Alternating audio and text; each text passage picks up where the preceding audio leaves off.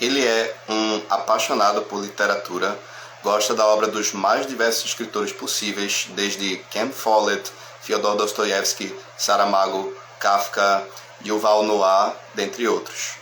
E também é o criador do canal Leitura no Caminho. Hoje eu vou bater um papo com Josafá Henrique da Silva.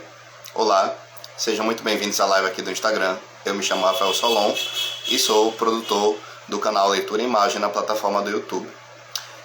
Vamos fazer o convite para a Josafá participar da live aqui conosco. Uma boa noite a todos, vamos começar.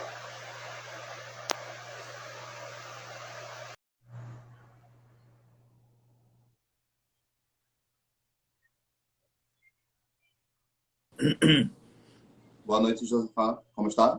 Oi, boa noite, Rafael. Tudo bem, graças a Deus. Estou muito bem, obrigado. Essa é a sua primeira live aqui na plataforma do Instagram? É a segunda. Eu fiz uma live anteriormente com uma colega aqui em São Paulo e essa é a segunda que eu estou fazendo. Muito bom. Vamos avisar aqui aos que vão nos acompanhar durante a live que vamos bater um papo de aproximadamente uma hora falando sobre os nossos projetos de divulgação literária, né, na plataforma do YouTube e também aqui no Instagram. Então, já vamos avisar aqui previamente que quando estivermos chegando nos minutos finais, vamos abrir aqui a aba de comentários para caso alguém queira fazer alguma pergunta a respeito dos nossos trabalhos. Ok. Então, vamos iniciar o bate-papo de hoje. Josafá, eu gostaria de começar a nossa conversa falando um pouco mais sobre essa questão do choque entre gerações. E eu queria que você falasse um pouco como tem sido para você lidar com essas diferenças de comportamento, quais são as principais diferenças que você diria que existem entre a geração atual e a sua? Olha, essa é uma pergunta muito agradável para mim, porque eu ainda continuo trabalhando. Esse mês de julho, eu fiz 70 anos e continuo trabalhando. E nesse trabalho que eu estou, eu termino me envolvendo com um grupo muito jovem, entendeu? E eu também tenho duas filhas que elas fazem parte dessa geração milênio, esse pessoal que nasceu de 82, que vai até 91, né? Uhum. E realmente, inclusive, eu gosto muito de conhecer as pessoas. Eu vejo as ansiedades e a dificuldade das minhas filhas. E eu li um livro que inclusive, depois eu coloquei no meu canal, que é esse livro aqui, Não Aguento Mais, Não Aguentar Mais. Esse livro foi escrito por uma milênio, uma Uhum. jornalista, que ela fala exatamente desse momento que acontece com essas pessoas. O que eu vejo a diferença entre a minha geração e essas pessoas mais jovens, e no meu trabalho eu faço muitas entrevistas de recrutamento e seleção, é o seguinte, é que essas pessoas elas estão muito ansiosas. No passado, a gente conseguia fazer um planejamento para curto e médio prazo. Essas pessoas hoje não querem pensar em médio prazo, ela quer no imediato. E esse Uhum. imediato, às vezes, Rafael, pode trazer dificuldades, porque você precisa ter algum planejamento na sua carreira, na sua vida, para que você possa avançar de uma maneira que você tem que olhar lá para frente, né? Mais ou Sim. menos isso que eu vejo a diferença. Você diria que existe uma correlação com o advento dos avanços tecnológicos e que isso pode, de uma certa forma, ter contribuído para que esse excesso dificulte o planejamento pessoal dessa nova geração? Com certeza, Rafael, pelo seguinte, porque com o advento da internet, você teve acesso a uma informação muito rápida. E essa informação muito rápida, ela nem sempre ela é saudável. nem tudo que você tem na internet você pode considerar que é uma coisa verdade.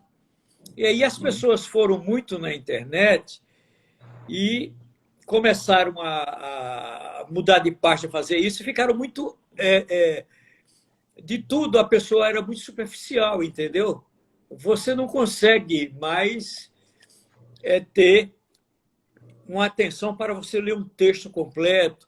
Ou, por exemplo, quando eu falo de livros, nosso país é muito carente de leituras, porque apenas 20% da população consegue terminar um livro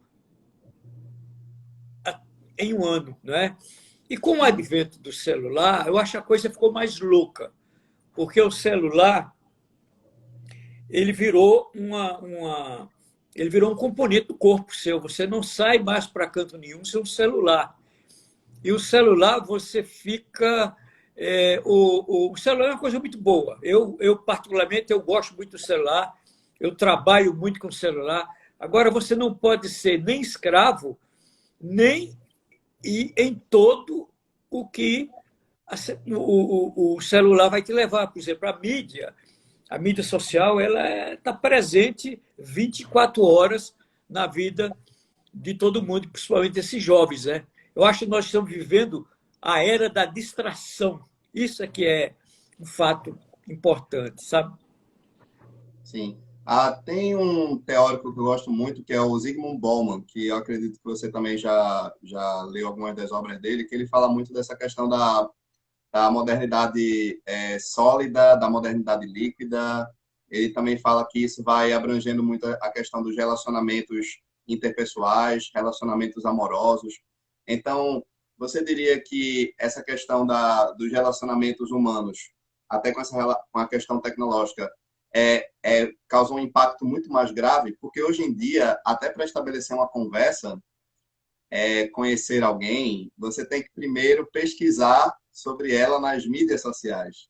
Não existe mais aquela questão da troca, do diálogo pessoalmente para estabelecer uma conexão. Você diria que isso é um ponto um tanto negativo, essa questão da busca excessiva pelas mídias sociais para conhecer o perfil de uma pessoa antes de conhecê-la? Olha, é que hoje as pessoas estão tendo um relacionamento muito virtual, né? Sim. E você encontra, apesar de você ver uma pessoa no Instagram, no Facebook, no Twitter, com 4.000, 5.000 seguidores, isso, aquilo, outro, a gente nota que as pessoas estão sós. A gente vê, inclusive, pelos stories que ela compartilha, entendeu? E o que o Bauman falou se aplica muito hoje. Eu vejo, por exemplo, o Harari, esse Yuval Harari, esse escritor que escreveu 3 livros fantásticos, né? O Homem Sapiens, O Homem Deus e 21 lições do século XXI. Ele dá um panorama do que está acontecendo agora e para o futuro. E é muito difícil. Por exemplo, eu sou do happy hour. Aquilo que você terminava numa sexta-feira, sentava com um grupo de amigos e você conversava, bebia, ouvia música. Hoje existe o happy hour, existe. Mas, pasme, se você encontrar 10 pessoas no happy hour, 5 está conversando com o celular, em vez de estar interagindo com o happy hour. É uma coisa muito diferente.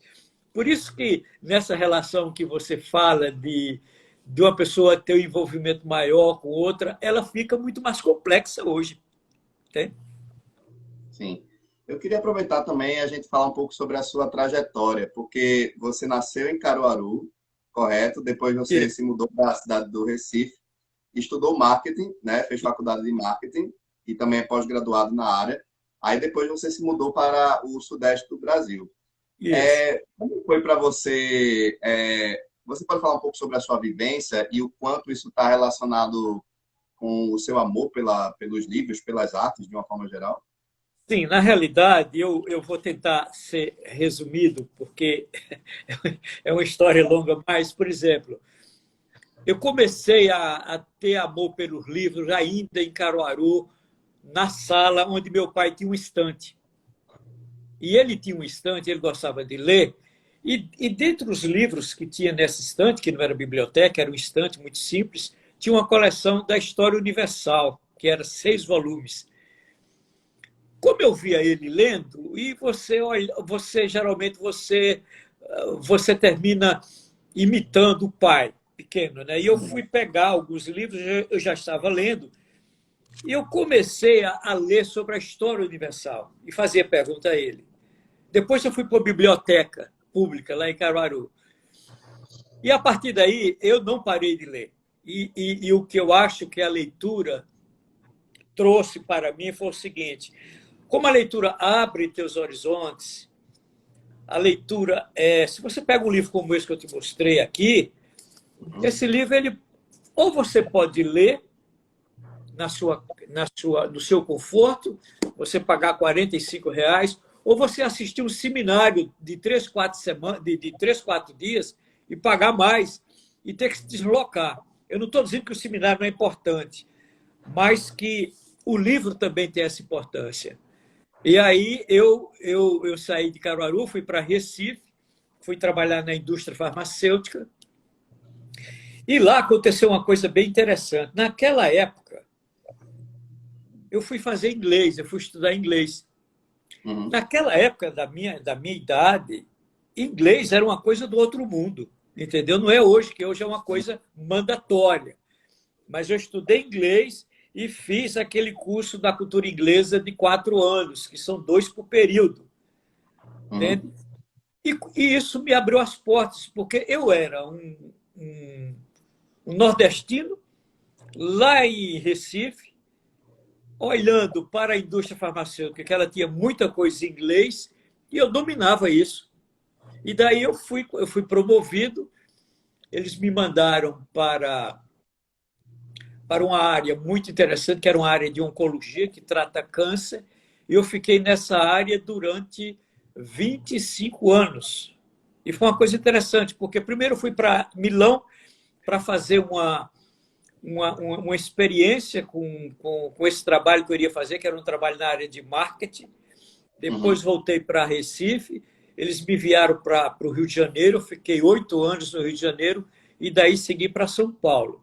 E aí foi minha carreira, ela estava ligada a esse trabalho na indústria farmacêutica, onde eu estava participando de muitos congressos internacionais. E aí eu fui crescendo na minha base. Eu cheguei como gerente de produto, depois eu fui ser gerente de marketing, depois eu fui ser diretor.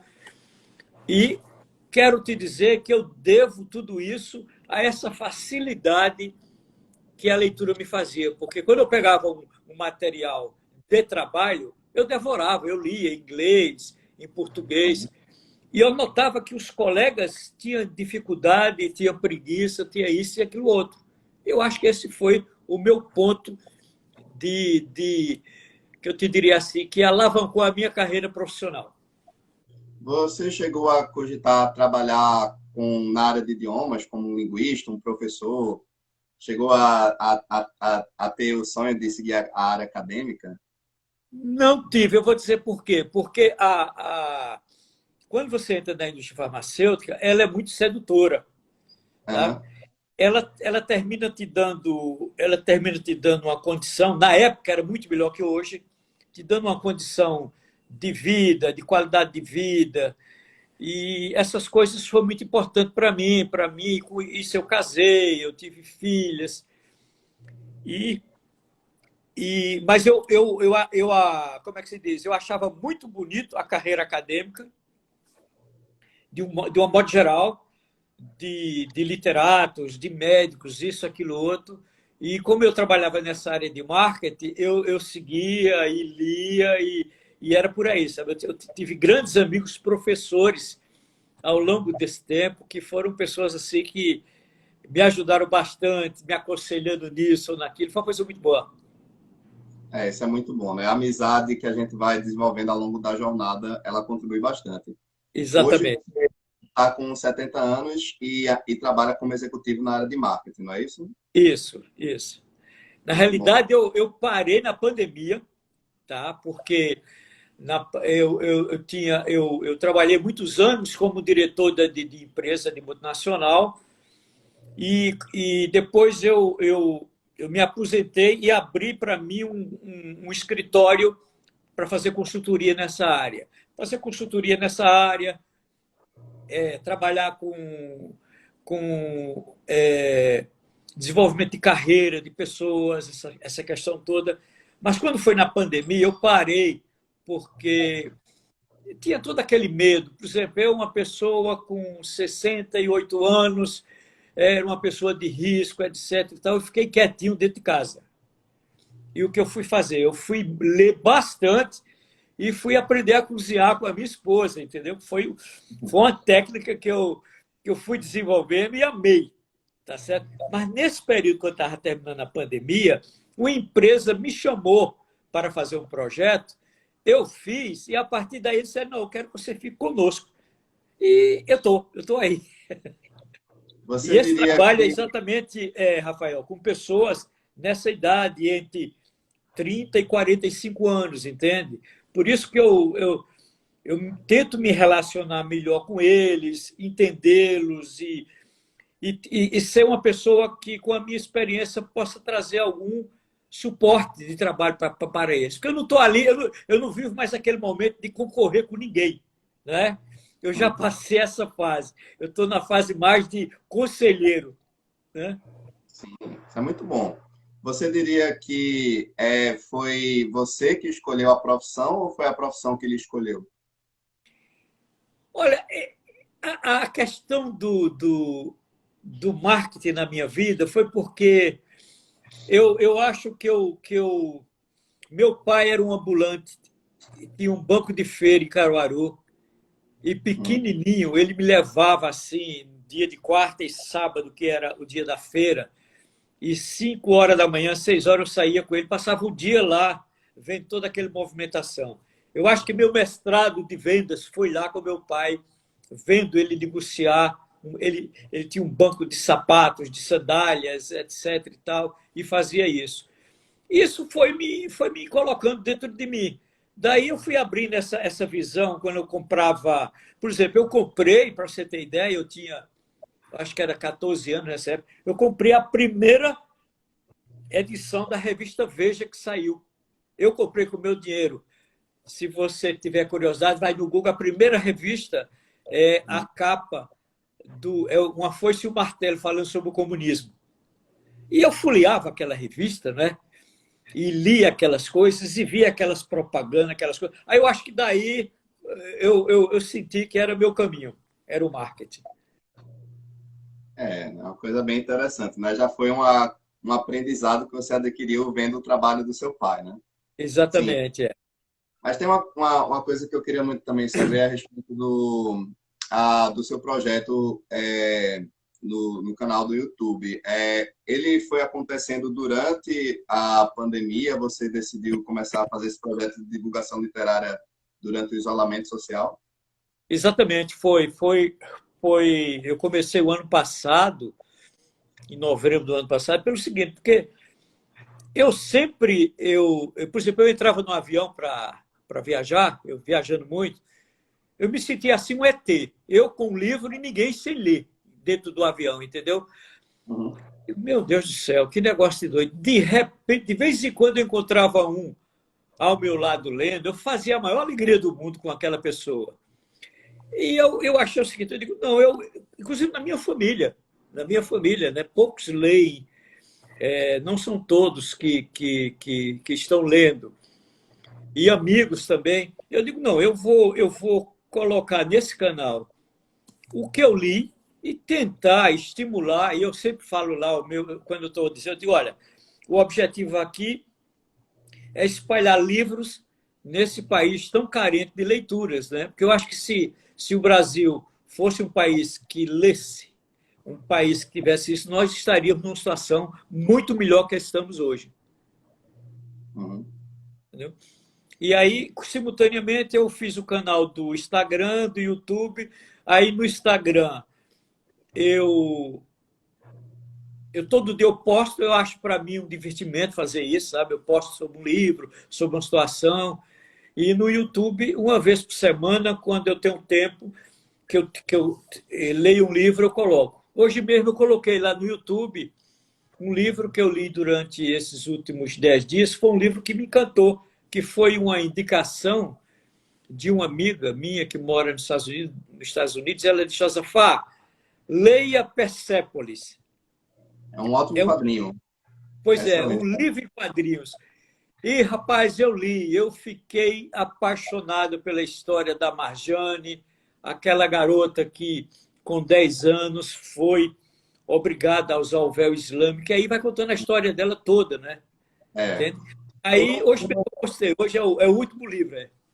tem um certo tom cômico, mas trata com uma certa leveza um assunto muito complicado, que é a questão da imposição religiosa, né? É, Especialmente do Islã.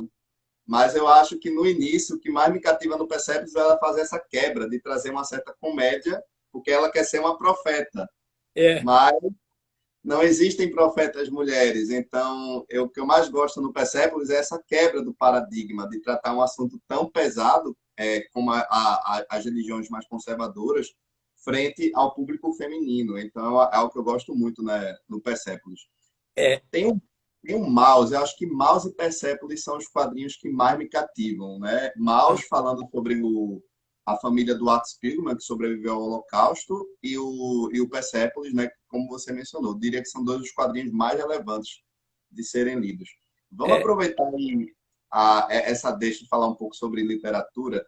Você tem alguns livros para você durante a sua infância, adolescência, você ainda carrega com muito apreço e você sempre recomenda ele para os seus amigos, colegas? Você pode falar de alguns dos que marcaram muito sua infância? Da infância, não, mas tem. Eu separei aqui alguns livros que, que, que depois mexeram muito comigo. Tem muitos livros, entendeu? Eu tenho, só para você ter, na minha casa, eu tenho um quarto que eu dediquei a uma biblioteca e eu devo ter aproximadamente 1.000 livros lá. E posso te dizer que eu li todos, porque esse negócio de biblioteca, tem muita gente que coloca a biblioteca para enfeitar, né? Não, eu fui colocando e fui lendo, minha mulher ficando louca, porque toda hora chegava um livro. Eu ainda continuo comprando livro, né? Eu não paro. Eu leio tanto no Kindle quanto eu leio impresso. Mas eu tenho um livro que eu li há muitos anos atrás, e geralmente eu coloco aqui, olha, esse livro que eu vou falar para vocês, eu comprei em 2001. Fazem 21 anos, né? 2001, 21 anos. Esse livro aqui, Decifrar Pessoas. Não sei se você está enxergando aí. Sim, consigo. Esse livro é Como Entender e Prever o Comportamento Humano. Esse livro foi escrito por uma juíza e um advogado que eles fizeram um estudo do comportamento humano a partir dos júris que eles assistiam durante o tribunal. E isso ele foi mostrando como você vai. É um livro muito antes do inteligência emocional, entendeu? É um livro que esse livro me sensibilizou de maneira tal que ele continua vivo. Ele já tem, ele já tem. Essa é a 10ª edição quando eu comprei, já tem uma atualizada. E foi uma maneira que eu fui entendendo as pessoas, decifrando as pessoas, porque você sabe que o grande desafio do mundo, do trabalho, é o relacionamento, né? É o Ah, com relacionamento certeza. com pessoas. E com esse livro, eu tive essa oportunidade de fazer essa conquista. Esse livro, Agora, ele trata sim, de relacionamentos tanto no âmbito profissional como pessoal. exatamente, exatamente. Ele faz um trabalho que ele fala assim, ó, só para você ter ideia. O desafio de decifrar pessoas, você vai conseguir entender.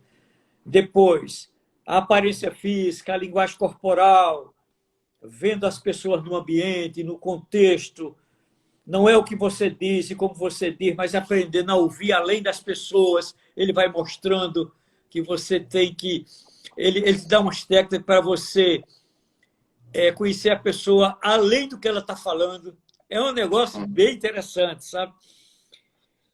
E, e ele vai se aprofundando. É um livro gostoso de ler, porque ele tem 325 páginas, alguma coisa assim, mas é um livro que me encantou e eu carrego ele. E eu sempre, depois eu volto a essa leitura desse livro, sabe? Sim. Dos gêneros literários que você já consumiu vários, mas você tem algum que para você é o seu favorito, o que você mais gosta de ler? Olha, é o seguinte, tem alguns autores que eu li muita coisa deles, tá? Vou dar um Uhum. exemplo. Ken Follett, Philip Roth, Saramago. Esse pessoal eu fui pegando e fui lendo muito. Mas uma coisa que eu queria falar para ti sobre essa questão é o seguinte: no Brasil, quando se literatura, se fala de romance, e eu acho esse nome romance que ele não cai bem. Porque o romance, a gente sempre aprendeu que o romance é uma coisa feita uma novela. E a Uhum. literatura não é, né? Por exemplo, eu trouxe aqui, para você ter uma ideia, o Ken Follett, eu li quase todos os livros dele. Mas tem um livro que é esse aqui que é uma trilogia. Não sei se Sim. você conhece. O Ken Follett eu conheço pelo Os Pilares da Terra, porque Pois é, ele é muito conhecido por escrever ficção histórica, né? Mas isso. esse dele eu não conheço. Esse é o seguinte, esse é uma trilogia. Esse aqui é o Queda dos Gigantes. O segundo livro dele é O Inverno do Mundo. E o terceiro livro dele é Eternidade por um Fio. Como ele é conhecido por fazer um livro histórico, eu li esse que você está falando, que esse faz parte de uma Uhum. tetralogia, inclusive. É Mas um esse dos melhores livros para trabalhar a Idade Média, porque parece que ele deixa você muito imersivo naquele período histórico, é, Os Pilares é. da Terra. Pois é, esse aqui, e depois eu vou entrar nesse assunto com você, esse livro aqui, ele faz uma viagem, ele coloca, no primeiro livro ele fala sobre a Primeira Guerra Mundial, Uhum. e quem lê esse livro aqui vai entender a Guerra Mundial, porque ele entra profundo na Guerra Mundial. O segundo livro, ele fala da Segunda Guerra Mundial, e o terceiro livro, ele fala da Guerra Fria que houve entre Estados Unidos e Rússia. O que é que ele fez para esse livro ficar tão agradável? Porque é um tijolão, tá? Sim. O que é que ele fez? Ele colocou 6 famílias dentro das histórias, desde a primeira, a segunda e a terceira história. Essas 6 famílias, uma estava nos Estados Unidos, outra família estava na Alemanha, outra estava em País de Gales, outra estava na Inglaterra. E essas famílias, ao longo desses 3 livros, elas vão passando de geração em geração. Uhum. E você vai acompanhando as famílias dentro dessas guerras. E o que acontece? E quando você lê um livro desse, eu tenho uma ligeira impressão que ele coloca exemplos do que aconteceu, sabe? Porque tem espionagem, tem crime, tem intriga, tem romance, né? E Sim. termina com uma coisa assim interessante, né? Tem um autor que ele faz um gênero muito parecido, mas o caso dele é muito mais voltado para a espionagem, né? Que é o Tom Clancy. Sim, Tom sim, Clancy, tá. tanto que tem alguns personagens dele que foram adaptados para o cinema. Tom Clancy ele era um grande estudioso de espionagem norte-americana. E Aham, você aham. tem alguns trabalhos dele também. Aí me lembrou muito isso que você falou. Por Ah, exemplo, esse livro que você falou, né, Pilares da Terra, eles são. Eu tenho os 4. Ele hoje é uma tetralogia, né? o Ken Follett ele tem uma equipe de historiadores que trabalha com ele para dar as coisas certas, porque ele lançou o último livro dele, dessa tetralogia, ele deixou todo mundo maluco, porque ele lançou o livro para trás, ele lançou, é o Alvorecer da Alvorada lá, e começa no ano 997, que é terminando a Idade das Trevas e entrando na Idade Média. Aí esse livro é maravilhoso. Depois ele entra com esse que você leu, Os Pilares da Terra. Depois ele vem com Bastidor na sequência, né? Um negócio assim maravilhoso. E sobre esse livro aqui, o último livro que ele lançou, dessa trilogia que eu te falei das guerras, ele lançou o último livro dele, o livro se chama Nunca, que é sobre uma possível terceira guerra mundial. Ele acabou de lançar, sabe? É engraçado, porque dukkha, esse termo, ele me lembra os textos em sânscrito, que vem da filosofia oriental budista. Eu não sei se ele se inspirou nos textos que vêm do budismo. O dukkha é uma palavra que vem em sânscrito, né? Mas é uma coisa que eu queria muito saber. Tem dois autores que você já citou, que é o Yuval Noah, que é o autor do Sapiens, e tem um outro que você publicou nas suas postagens do Instagram, que é o Bergman, que é o autor do Humanidade. Esse livro Humanidade, eu tô com ele aqui, ó. Exatamente esse daí, esse livro do Bergman, ao contrário do que ele fez, ao contrário do que o Yuval Noah ele traz com o Sapiens, que às vezes ele tende a ir para um lado muito mais pessimista da Perfeito. evolução humana, o Bergman ele faz o efeito contrário. Ele tende a ser muito mais otimista com relação ao avanço do mundo civilizado. Você diria que hoje, diante de tudo que a gente está enfrentando, desde fatores políticos, socioculturais e afins, não só no Brasil, mas no mundo, de uma forma geral, você está muito mais pautado para essa questão do otimismo do mundo civilizado ou mais para o que o Yuval Noah traz no Sapiens, de uma forma pessimista? Olha, eu li ele, inclusive, o próprio Yuval, ele nesse livro aqui, ele faz esse comentário. Esse livro vai me fazer enxergar a humanidade sob uma nova perspectiva, né? O que aconteceu com ele aconteceu comigo, Rafael, porque ele mostra o terror que é a humanidade e ele mostra ao mesmo tempo que essa humanidade, ela realmente ela é vítima, né? Ela é vítima. Quando ele fala lá que 347 bombas, de repente, cai lá em cima de Londres e uma semana depois o pessoal estava juntando os cacos e cada um se ajudando fazendo isso. Por quê? Porque esse pessoal não teve culpa daquilo ter acontecido. E se você vê ao longo do tempo, eu acho que a ganância humana, essas coisas todas, existe uma pergunta que está na Bíblia que diz assim: de onde procedem as guerras? Aí o texto lá, o Paulo, que é o apóstolo, ele diz: olha, a guerra procede de dentro do coração do homem, porque o homem é quem faz a guerra.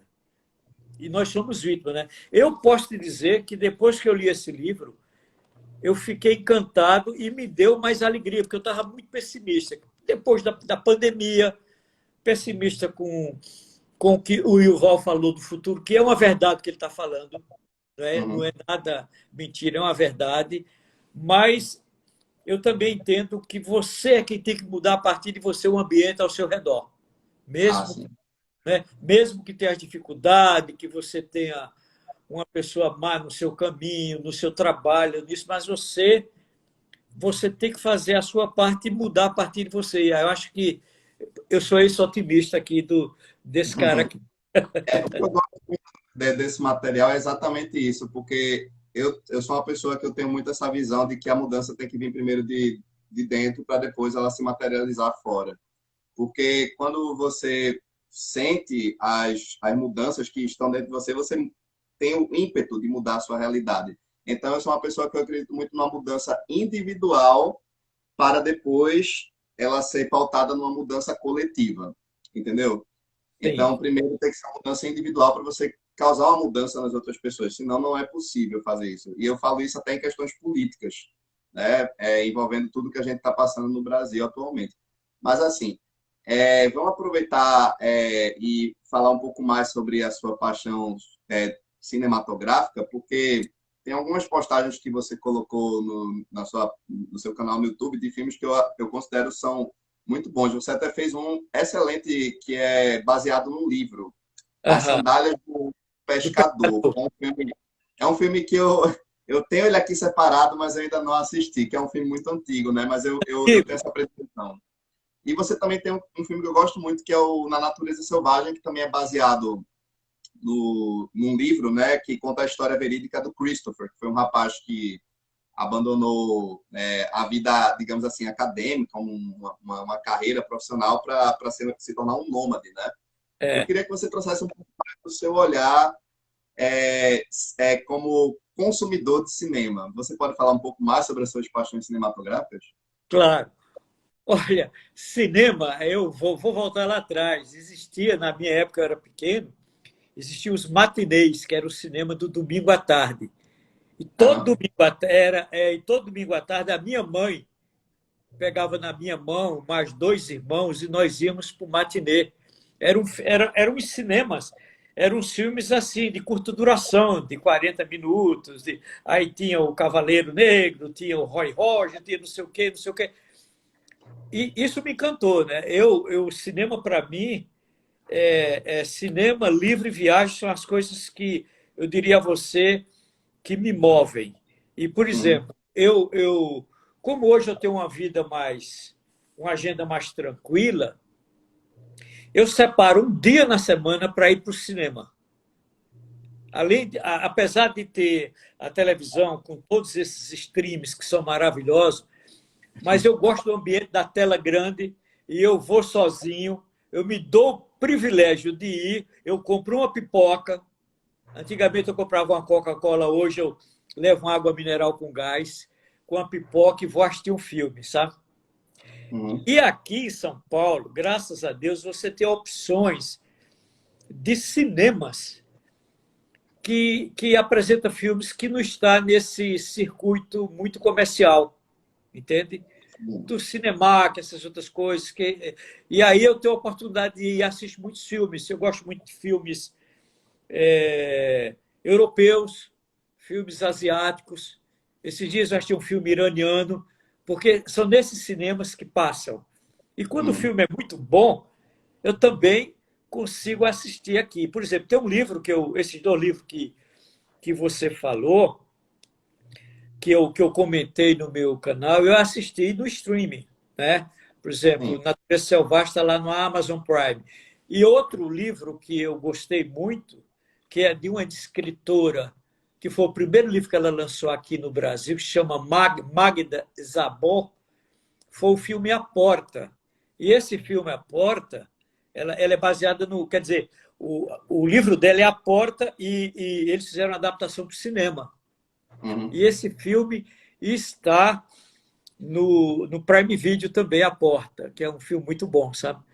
Mas, por Sim. exemplo, quando eu terminar aqui minha live, quando eu estou em casa e hoje está fazendo 9 graus, é um momento muito propício para mim fazer uma pipoca aqui em casa. E eu gosto de fazer a pipoca do estilo tradicional, aquela que eu Uhum. rodo, sabe? Eu não gosto de pipoca de micro-ondas.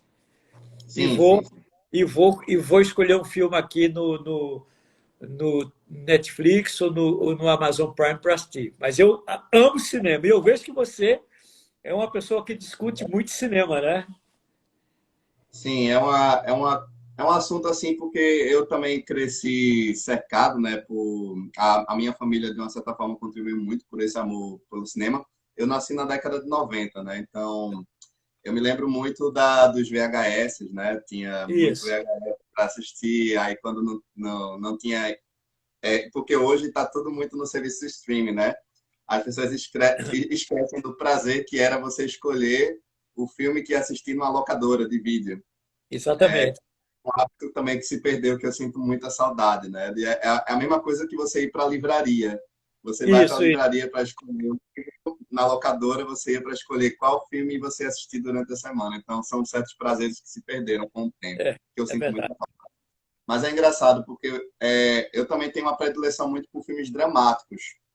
Eu Aham. gosto muito de acompanhar premiações do Festival de Cannes, né? Quando sai os indicados para Cannes, para o Oscar e afins. Você tem alguma lista, assim, de uma seleção de filmes que para você marcaram a sua vida? Olha, tem alguns filmes. Cinema Paradiso foi um que marcou minha vida, sabe? Sim, sim. Cinema Paradiso, não sei se você assistiu esse. É um filme italiano. É um filme. Eu assisti, mas assim, mas quando eu assisti, acho que eu tinha 16 anos. Aí eu sinto que eu preciso reassistir ele, É porque um tem filme muito muita coisa que bonito. É. já, Assim, já, já. também é um filme muito antigo, mas eu assisti que me seduziu porque naquela época você fazer uma superprodução daquela foi os Dez Mandamentos. Tá? Que é com Hugh Brynner, né? Hugh Brynner O e Charlton Heston. Charlie Heston. E, e aqueles filmes de faroeste que tinha também no passado, que eram muito Uhum. bonitos, né? Eu assisti esses filmes, né? Mas lembro também de um filme muito bonito, Noviça Rebelde, né? Um Uhum. filme que marcou. E, ultimamente, um filme que eu fiquei impressionado foi o filme de Elvis Presley. Acabei de assistir no Uhum. cinema, né? Porque o Elvis é da minha época. Uhum. Eu não sabia da história do Elvis, como aconteceu, né? Que, coitado, ele foi um cara manipulado pelo seu empresário, uma Sim. pessoa que tinha vontade de cantar fora dos Estados Unidos, ir para a Europa, ir para outro canto. Ele tinha até um avião, mas não conseguiu ir porque o cara segurou ele, né? Mas esses filmes, sempre tem um filme desse que coloca você assim. Sim, eu me arrisco até a voltar um pouco mais. Eu já bebi um pouco da fonte do expressionismo alemão. Eu fui assistir Ah, Metrópolis, que é um filme, né, em preto e branco e não tem cinema mudo, né? Então é, até alguns filmes do cinema mudo me cativa, desde a fase de Chaplin, né, até o expressionismo alemão. E tem também um que eu gosto, mas isso aí o áudio já tinha sido assim muito mais aprimorado para o cinema, que é o Cidadão Kane. Para muitos é uma obra-prima, né, do Orson Welles, né? é. Então Uma coisa que eu estou me lembrando agora é que eu assisti todos os filmes dele que eu me apaixonei foi pelo Ingmar Bergman, Uhum, entendeu? Por quê? Porque essa empresa que eu trabalhei multinacional era sueca. E eu terminei e adquiri muita coisa da Suécia na minha vida. E eu assisti, eu não só assisti, como eu comprei uma coleção da época que eu tenho em casa, que é o maior orgulho que eu tenho, que é uma coleção de 70 volumes, que é de Nobel de Literatura. uhum, Tá? É uma coleção antiga que eu comprei.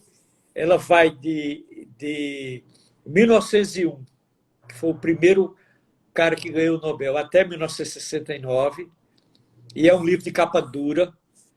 Eu comprei, era um negócio que tinha na época numa revista que eu comprei, chegava a 3 livros por mês.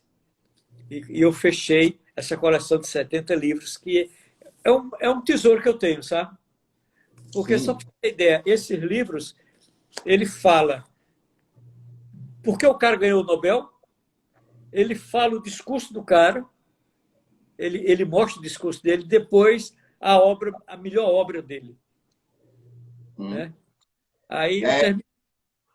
você diria que gosta de ler livros relacionados a assuntos muito mais espirituais? Existe algum apreço que você carrega em você, uma certa religiosidade ou espiritualidade que você também gosta de consumir na literatura?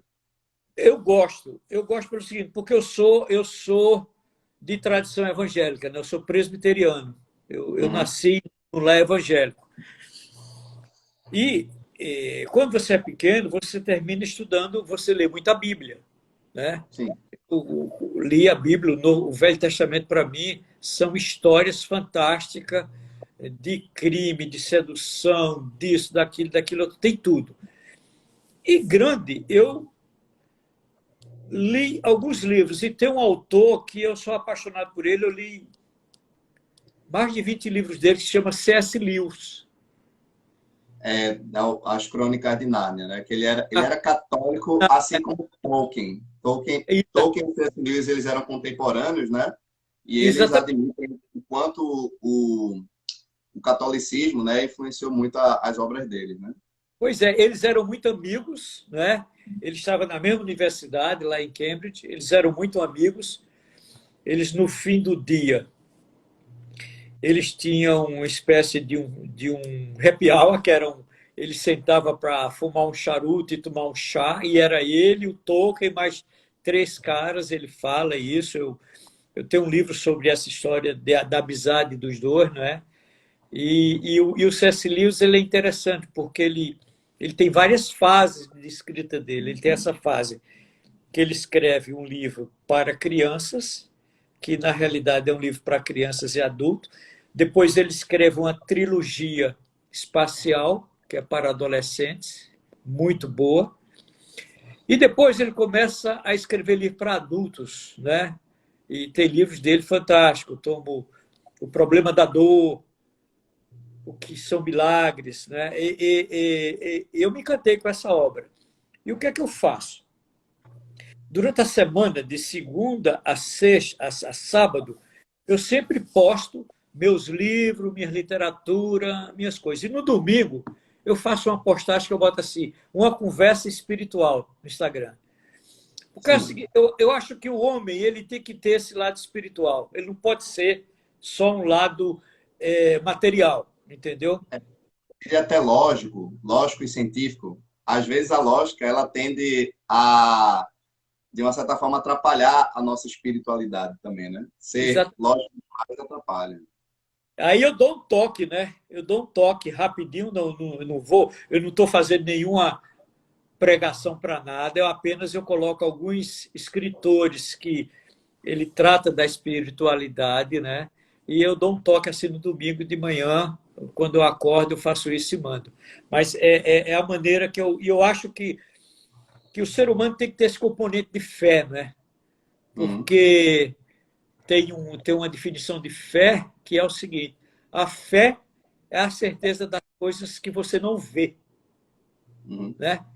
E o ser humano, para ele ter essa vida, nesse desafio que nós temos aí, que sai de casa, a gente não sabe se volta à noite, porque você pode morrer, você pode ser assaltado, você e você tem que ter fé para tocar a sua vida, tocar seu projeto, tocar seu trabalho, né? uhum. É por... Exato. Ah, outro assunto que eu queria muito falar contigo é a respeito. A gente já citou dois quadrinhos, né, também, que é o É, Persepolis e também falou do Maus. Qual a memória afetiva que você tem dos quadrinhos durante a sua vida? As leituras de quadrinhos para você foram muito importantes. olha, eu tinha um gibi que o nome do cara era Fantasma. Tá? Sim, é da mesma época do Sombra, se eu não me engano, né? Tinha o É, Sombra. e o fantasma, ele vivia na selva e ele era um justiceiro, né? Ele protegia as Né? pessoas. E o fantasma tinha uma noiva que nunca casava, né? Eu sempre, eu nunca vi o fantasma casar, né? Mas eu me lembro do fantasma, me lembro muito do fantasma. E depois eu fui para uma literatura assim mais brincalhona. E eu gostava muito do Tio Patinhas. Tio Patinhas com seus sobrinhos, era uma coisa que me encantava, sabe? Sim. Hoje em dia, os quadrinhos eles também sofreram muitas mudanças, né? Assim como a própria literatura em si, né? Que a literatura hoje a gente já está no período do pós-modernismo. Então, você sente falta de algumas características, tanto nos quadrinhos como na literatura, que hoje em dia, digamos assim, não são tão trabalhadas? Você tem algumas características que você sente falta? É porque eles fizeram hoje um quadrinho muito high-tech, sabe? Muito Uhum, high-tech, muito. E me parece, quando você encontra uma criança com 7 anos, com 8 anos, ela já está com o celular na mão. E ela já uhum, está com joguinhos eletrônicos, né? E Eu acho que esses quadrinhos que tem hoje é pura promoção de venda, entendeu? Sim. Você não tem, você não tem um quadrinho tão bonito e interessante, que ele era quadrinho e também filme, do Snoopy, né? É. Que é de mais ou menos 2 gerações atrás, que ainda fica, né? Você não tem. Continua ainda um quadrinho que sobrevive, que para mim é um orgulho brasileiro, é os quadrinhos de Maurício de Souza, da Turma da Mônica, né? Esses Uhum. quadrinhos você vai na banca, você ainda encontra. E eu viajo muito para fora e quando muitas vezes eu via nas bancas lá o quadrinho do Maurício de Souza lá, da Turminha da Mônica, em italiano, em alemão. Uma coisa fantástica isso, né? É. Uma coisa que eu gosto muito é que eles também estão fazendo algumas atualizações, né? Que hoje está tendo a fase MSP, Maurício de Souza Produções. E nessa E, fase eles estão trazendo histórias até um pouco mais maduras, né? é, Desses personagens que ele criou. E eu gosto também de ver que a Turma da Mônica também teve esse processo de evolução e que é, teve um saldo muito positivo, né? é, Eu só vou deixar um aviso aqui, Josafá. Eu gostaria de sim. avisar vocês que estão nos acompanhando aqui na live que nós tivemos alguns problemas técnicos para iniciar, é normal. Até porque eu vou lhe dizer que a plataforma do Instagram, comparado com o YouTube, ela às vezes costuma ter algumas quebras na conexão. E hoje, a minha página no Instagram, ela congelou. Eu até achei que a live não ia acontecer. Eu fiquei muito feliz que ela aconteceu. E Aham, devido a esse congelamento que aconteceu no meu perfil, os comentários daqueles que estão participando da live não estão visíveis aqui tá. na minha conta.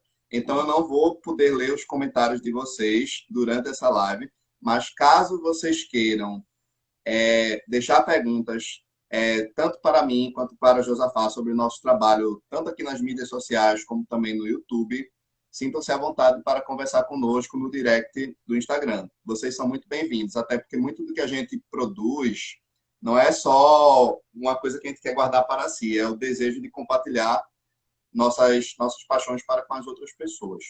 Aham. Então, por hora, não vamos ter a leitura de perguntas na live de hoje. Então, é uma coisa que eu gosto muito de fazer, Josafá. Sim. Ter essa interação com o público e fazer com que eles deixem algumas perguntas sobre os nossos É, trabalhos. eu E digo aqui, e fica à vontade, como você falou, pode entrar no nosso direct aí, Leitura do Caminho, que eu teria o maior prazer de conversar e responder as perguntas todas que foram enviadas, entendeu, Rafael? sim, Josafá, eu queria também fazer uma pergunta relacionada diante de toda a sua vivência nesses 70 anos, tanto na área de marketing, hoje como divulgador literário, cinematográfico e afins. Qual você diria que seriam algumas das lições primordiais para você passar para essa geração, que hoje já não está mais na fase milênio, hoje já é a fase zênio, já vai entrar na fase alfa, então já já está chegando, já está começando um novo alfabeto, né? Já saiu da É, fase Z, já está na fase A de novo. Qual você diria que seria algumas das lições importantes que a gente pode carregar, né, e trazer para essa nova geração? olha, a primeira coisa que eu acho que eu gostaria de receber esse conselho era o seguinte, é que você tem que procurar fazer uma coisa que você gosta. Primeira Uhum. coisa, né? Porque existe uma tendência muito grande das pessoas ir buscar um tipo de profissão que dê dinheiro, tá entendendo? Mas fazer o que você gosta é muito mais que dinheiro. Fazer o que você gosta, você é uma coisa boa para você, é uma coisa boa porque você está fazendo, que você faz um trabalho bem feito, né? Além do mais, isso aí vai te dar uma qualidade de vida muito boa. Essa é a primeira coisa, é fazer o que você gosta. E seja sincero, se você não estiver gostando disso aqui, vá para outro canto. Procure ver o que você gosta para você fazer. A segunda coisa é o seguinte: busque conversar com pessoas. Busque conversar com pessoas, porque conselho é uma coisa boa quando vem de pessoas que tiveram experiência e pode trazer essa experiência, entendeu? As pessoas hoje elas estão muito aceleradas e não quer ouvir, não quer fazer. Eu acho que buscar isso. E também pensar no médio e curto prazo. Tá? Pensar no curto prazo, que é agora, mas pensar no médio. E se você for um cara que começar a gostar dessa ideia de pensar, o que é o curto prazo que eu digo? É agora. O que é o médio prazo? Daqui a 3 anos. Você faz uma pergunta. Como é que eu gostaria de estar daqui em 2015? Em 2025, perdão. Estou em 2022, 2025. Como eu gostaria de estar? E eu aconselho você pegar uma folha de papel e escrever o que você gostaria de estar. Não, eu gostaria de fazer isso, gostaria de terminar isso, gostaria de fazer isso, fazer isso, fazer isso. E aí você trabalha em cima desse projeto. Né? E se você gostar disso, você faz uma coisa a longo prazo. Você coloca 10 anos. E foi assim que eu fui aprendendo. Rafael, eu trabalhei nessa empresa que era sueca. Ela foi me ensinando a fazer o curto, o médio e o longo prazo. E ela fazia para eu fazer isso para a vida profissional e pessoal. Entendeu? E pessoal. E eu fui colocando aquelas coisas lá. Eu tinha assim, sonho de dizer, não, eu quero fazer uma viagem, eu quero trocar de carro, eu quero. Mas você tem que ter um planejamento. Se você não tiver esse planejamento e essa visão e esse sonho, não funciona. Entendeu? Sim. Não funciona. Você tem que ser consistente naquilo que você quer fazer. E você tem uma coisa que eu vi hoje de um cidadão, eu até anotei aqui, deixa eu ver se eu consigo pegar aqui para dizer.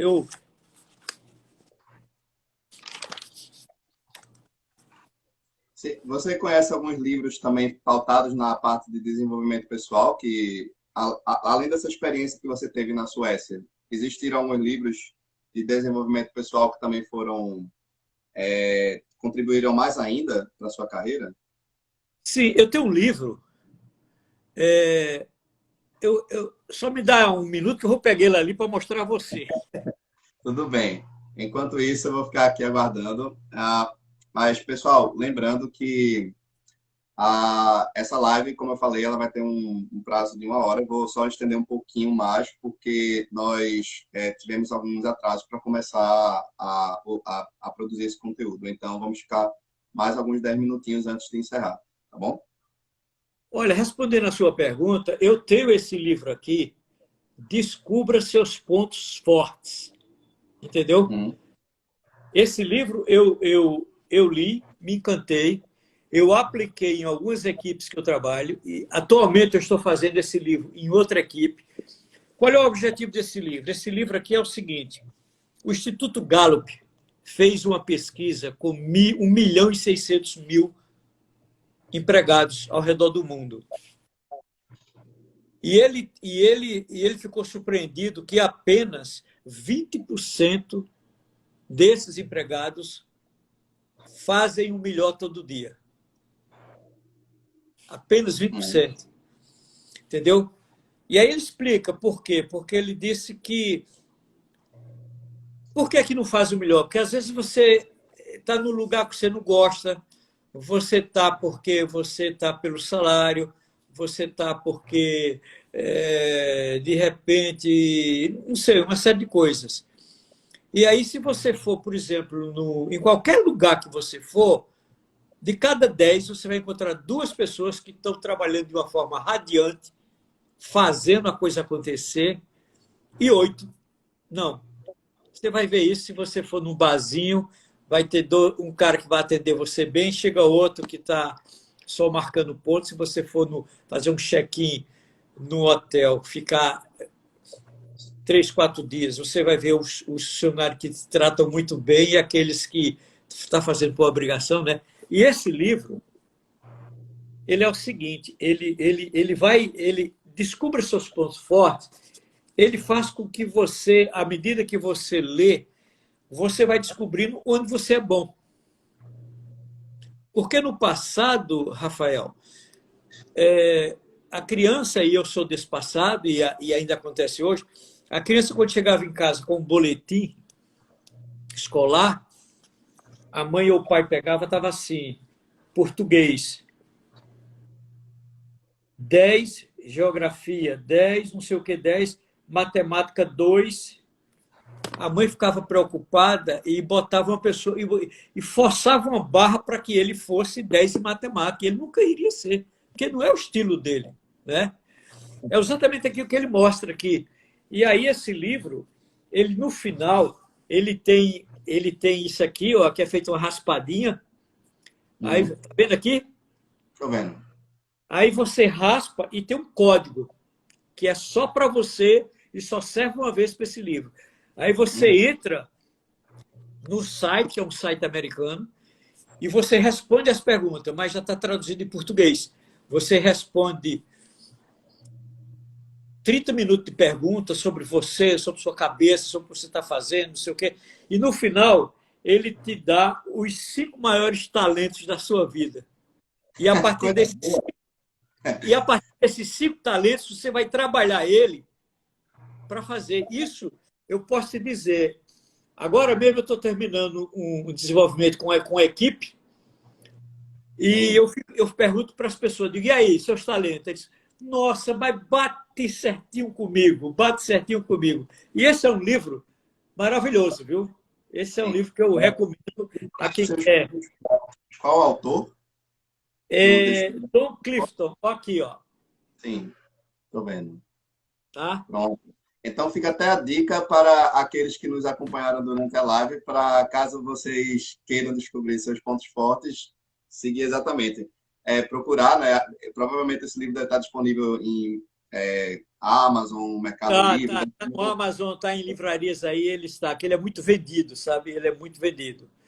E, e, e é muito interessante porque você vai se conhecer. E esses pontos, e esses talentos aqui, a experiência que eu tive, Rafael, você usa ele na tua vida profissional e pessoal, porque Uhum. não muda, né?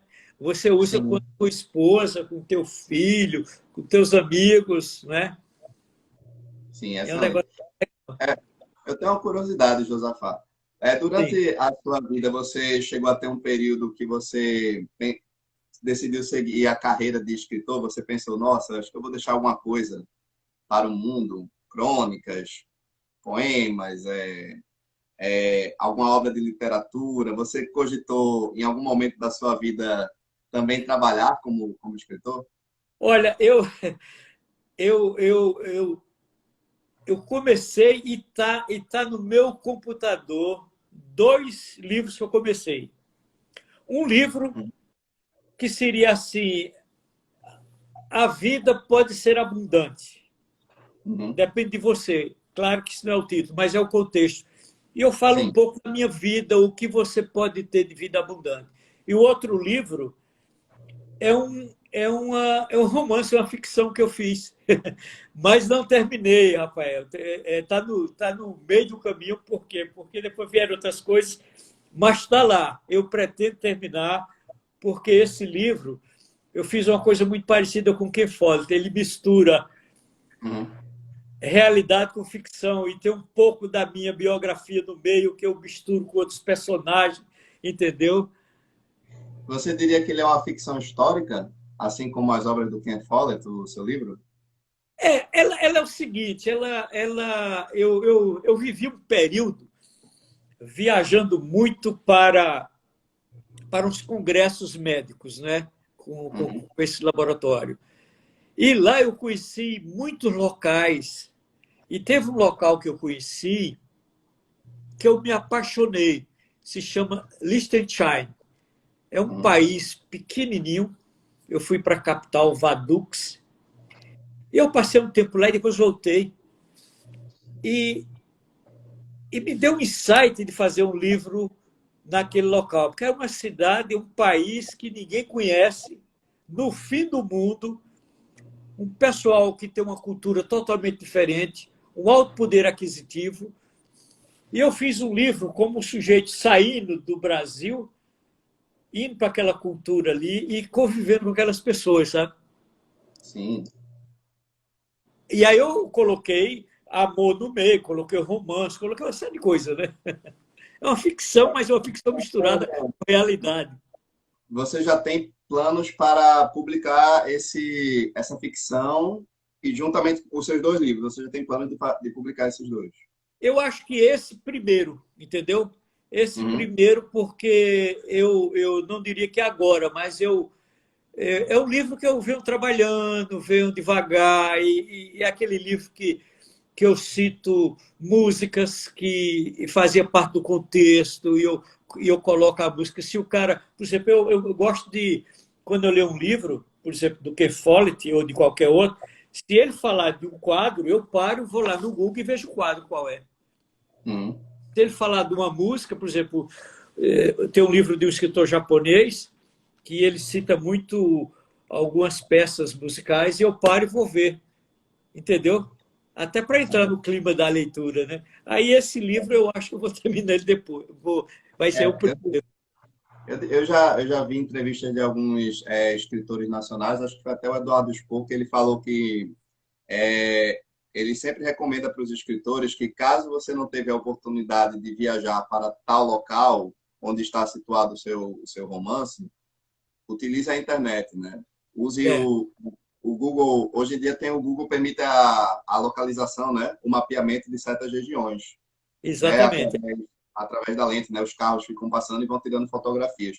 Então ele diz, utilize essa ferramenta para você poder ver mais ou menos como é a imagem, né? Desse local para você se situar naquele ambiente. E essa dica que você passou é algo que eu também tenho o hábito de fazer, porque quando você está alguma coisa, acho que eu fiz isso com Dan Brown no Ah, Código da Vinci. Então, ele trabalhava a sequência de Fibonacci, coisas do tipo o Louvre, né? aham. Então, eu senti a necessidade na época de ver imagens do Louvre, de ver imagens para me sentir naquele ambiente, né? Pois é, Algo você falou de Dom Brown, é outro cara maravilhoso que eu li alguns livros deles, e esse último livro que eu li, A Origem, eu fiz exatamente isso, porque ele situa o livro na Espanha toda, né?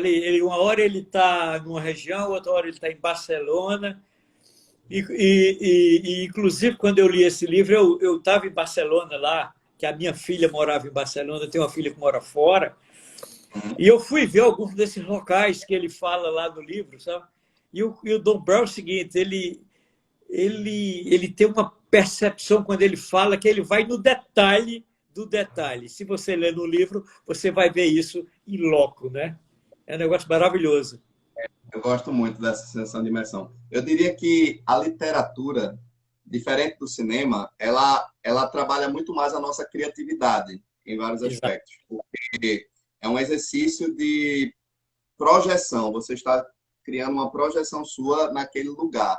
O cinema já entrega tudo de bandeja, né? É verdade, é Entrega verdade. tudo, está tudo de bandeja. Enquanto que a literatura não. A literatura você vai fazer um mergulho dentro de ti, uma imersão para você sentir-se parte daquele lugar. Eu Ah, vejo muito em obras cinematográficas que eu li o romance e depois eu vou assistir o filme. Aí muitas vezes eu digo, o diretor, ele entendeu exatamente a descrição daquele lugar que estava no romance. Mas tem certos filmes que não conseguem captar a essência do livro. Eu não sei se você já passou por isso. De olha, eu você. passei, eu passei recentemente e eu fiquei tão chateado, por exemplo, eu li um livro, inclusive está no meu canal, acho que foi três, é o penúltimo, não, é o terceiro dos últimos. Eu li um livro chamado Trem Bala. Uhum. É um livro de um escritor japonês que ele conta a história de um trem que sai de Tóquio e vai até uma cidade chamada Morioka. E o trem bala é aquele trem que faz aquela velocidade tal. E nesse trem, ele coloca, no romance dele, ele coloca cinco assassinos das piores qualidades que tinha em Tóquio. Um desses assassinos está levando um garoto sequestrado que tem uma mala cheia de dinheiro, e nesse percurso essa mala desaparece dele. Aí tem essa conexão desses assassinos com ele. Uhum. Mas o livro é de tirar o fôlego, para quem gosta de ação, sabe? Aí eu Sim. li o livro e fui assistir o filme. Eu estava até em Recife, há 3 semanas atrás. Fui Uhum. assistir o Trem Bala, porque digo, eu vou ver esse filme que está lá, está em cartaz ainda, é com Brad Pitt e Sandra Bullock. Tá? Eu digo, esse vai ser maravilhoso. Atiçou até minha curiosidade. Vou ver se adapta. Mas você diria que é uma boa adaptação? Péssimo, Ah, péssimo. porque o Eu não. elenco é bom, né? Os Hã? atores, pelo menos, Sandra Bullock e Brad Pitt, o elenco é muito Na bom. realidade, só para você ter ideia, o filme é um filme policial, é um filme de muita ação, você não para o tempo todo, só dentro desse trem também tem um garoto japonês que ele é pior em ruindade do que todos os outros sim, para você ver o nível que é o negócio. E o que acontece, eu fui assistir o filme lá em Recife e colocaram o filme como se fosse uma comédia. Nossa. Eu achei. Pois é, eles deturparam, não só deturparam o gênero, como no final eles mudaram o final Ah, totalmente, entendeu? Mudaram o final. Eu digo, meu Deus do céu. E a Sandra Bullock que aparece nos 3 últimos minutos do filme. Só para você ver que é um negócio meio comercial, né? demais. O, o, o, o Brad Pitt, eu acho que ele estava precisando de dinheiro, sei lá, fez esse filme, mas muito ruim, eu não gostei. Tá? Ah, eu ia até perguntar uma coisa muito curiosa. Hoje em dia, os jovens gostam muito de jogos eletrônicos, né? E os jogos eletrônicos, hoje, alguns eles têm até uma linguagem que eles bebem diretamente do cinema. Existem Ah, muitos assim, que pegam conceitos cinematográficos. Alguém já chegou a apresentar para você alguns jogos eletrônicos que você chegou a ver um certo paralelo com o cinema? Já aconteceu? já aconteceu, mas eu hoje eu fujo meio desses jogos eletrônicos, sabe? Eu ainda sou da época do Mario Bros. Mario Aham, Bros. Lembra lembro. O que era uma Atari, coisa. né? Ah, não, É, não é Atari, é Nintendo. e Nintendo. Nintendo é. Eu assisti assim que lançou aquele último filme da Jurassic Park, Uhum. o último que tem aí. Sim, Como eu tinha assistido os outros, acho que você também já assistiu, né, Rafael? já sim. É um filme que tem uma sequência bonita naquele local fantasioso, aquele negócio. Tudo. E quando eu fui assistir esse último até, eu fui assistir até em 3D, né? Peguei o óculos, peguei minha pipoca e entrei. Eu só consegui assistir 20 minutos de filme. Eu nunca, olha, é muito ruim, é muito difícil sair de cinema. É, Cara, o mas cara começou, o cara fez desse último filme, não sei se você assistiu, ele fez como se fosse um jogo eletrônico. nossa. É, começou já assim, com 3, 4 minutos, um mundo de dinossauro, de tudo que é tamanho, de forma, de negócio, os caras atirando para lá e para cá. Eu digo, não, isso aí não é o dinossauro que eu assisti, né? Eu digo, não, vou terminar minha pipoca, terminei e saí. Aí fiquei vendo, quando eu saí, né, tirei o óculos, tava todo mundo assim com a cara para cima de óculos, assim, digo, meu Deus, os caras estão tudo no joguinho eletrônico aqui, né? Tava todo mundo de óculos. Não dá, né? Eu vou dizer uma coisa, eu também sou contra o cinema 3D. O cinema 3D, para mim, é algo que piora a qualidade quando você vai assistir o filme, porque a graça é ter esse distanciamento, né? Entre você Exato. e quando coloca o óculos 3D, a intenção é você estar próximo da tela. E muitas vezes as lentes, a tonalidade das lentes fica tão escuro que você não consegue apreciar o filme. É verdade. Então, eu sou muito contra o cinema 3D, eu falo. se tiver que pagar um pouco mais para assistir em 2D, sem o óculos, eu agradeço. Porque É interessante a sua percepção, eu não tinha essa noção, não, mas eu acho que é isso mesmo. Eu vou evitar, viu, assistir 3D. Mas é isso mesmo que você falou. perde a qualidade, a tonalidade é muito escura, não tem como você apreciar o filme por completo. Então, e olha que hoje em dia estão tentando deixar mais imersivo ainda, né? Tem até cadeira que fica, É, né, mudando de posição para dar uma sensação que você está lá. Não, a graça é ter essa separação. É você entender que você está assistindo uma obra de ficção que você vai fazer uma análise crítica. Perde muito. A mesma coisa quando você está lendo um livro. Você sabe que aquilo ali é uma história de ficção, né? Com exceção de alguns casos, como biografias e afim, autobiografias e tal. Mas a graça é você criar aquela narrativa, aquele cenário na sua mente. aham, Então, eu sou contra o cinema querer nos aproximar muito daquela realidade, quando, na verdade, tem que ter esse, né? é Se não verdade. tiver, atrapalha a diversão, eu diria, né? Aham, aham, Rafa, vamos aproveitar que a gente já vai fazer 1h20 que estamos em live e, de fato, o papo rendeu bastante.